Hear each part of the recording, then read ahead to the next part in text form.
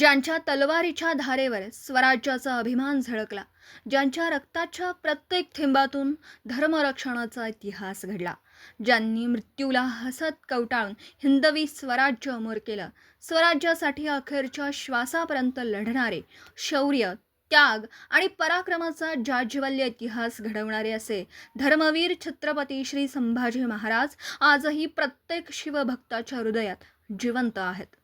धर्मासाठी सिंहासारखे लढणारे, छळ सहन करूनही हिंदवी स्वराज्याची पताका उंच ठेवणारे, मुघल साम्राज्यालाही आपल्या पराक्रमाने हादरवणारे असे धर्मवीर छत्रपती श्री संभाजी महाराज यांच्या जयंती उत्सवाला रुकडी नगरीने दिलेला प्रतिसाद खरंच इतिहास घडवणारा ठरला. 14 मे 2026 रोजी सकाळी 7 वाजता शंभूराजांच्या मूर्तीला दुग्धाभिषेक व पूजा करण्यात आली. त्यानंतर सकाळी 8 वाजता पारंपरिक पद्धतीने भव्य पालखी सोहळा आणि मिरवणूक संपूर्ण गावातून मोठ्या उत्साहात पार पडली.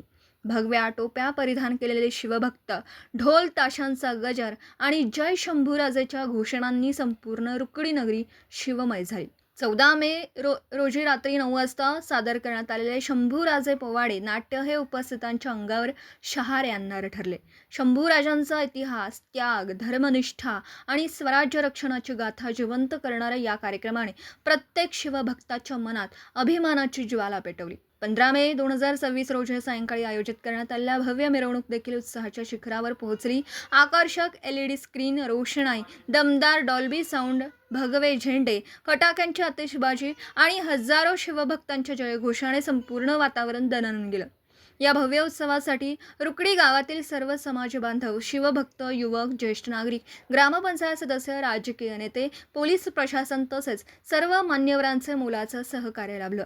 विशेषतः युवकांनी अत्यंत शिस्तबद्ध नियोजन, एकजूट आणि उत्साहाने हा उत्सव यशस्वी करून हिंदवी स्वराज्याचा अभिमान उंचावला.